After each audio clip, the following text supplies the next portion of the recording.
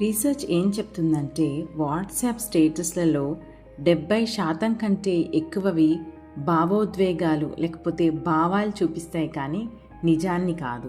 మనుషులు వాటిని కనెక్ట్ అవ్వడానికి, తమను వ్యక్తపరచుకోవడానికి, లేదా వాళ్ళు ఏం కావాలని కోరుకుంటున్నారో ఆ వ్యక్తిగా చూపించడానికి వాట్సాప్ స్టేటస్ వాడతారు.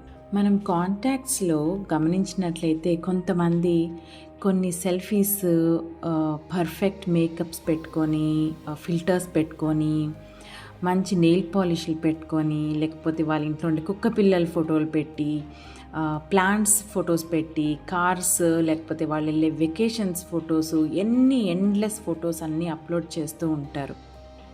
మనం అనుకుంటూ ఉంటాం, ఇది నిజం కాదు కదా, వాళ్ళు ఎందుకు ఇవన్నీ ఇట్లా పెడుతున్నారు, వాళ్ళు ఇలా ఉండరు కదా బయట అని. కానీ బహుశా అది నటించడం గురించి కాదు, కానీ అది తాము కొంచెం బాగున్నామని ఫీల్ అవ్వాలనే ప్రయత్నం.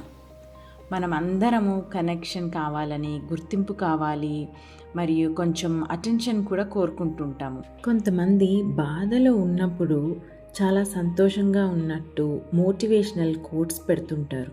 అది వాళ్ళ మనసులోని నిశ్శబ్దాన్ని వ్యక్తపరిచే ఒక చిన్న కిటికీ లాంటిదన్నమాట. ఒక్క వ్యూ లేదా ఒక్క రిప్లై వచ్చినా వాళ్లకు అది చాలా ముఖ్యం. ఎవరో నన్ను గమనిస్తున్నారు అన్న సాటిస్ఫాక్షన్ వాళ్ళు ఫీల్ అవుతారు. ఈసారి ఎవరైనా వాట్సాప్ స్టేటస్ మీరు చూస్తే తొందరపడి జడ్జి చేయకుండా అర్థం చేసుకోండి, వాళ్ళు తమను వ్యక్తపరచడానికి మాత్రమే ప్రయత్నిస్తున్నారు అని.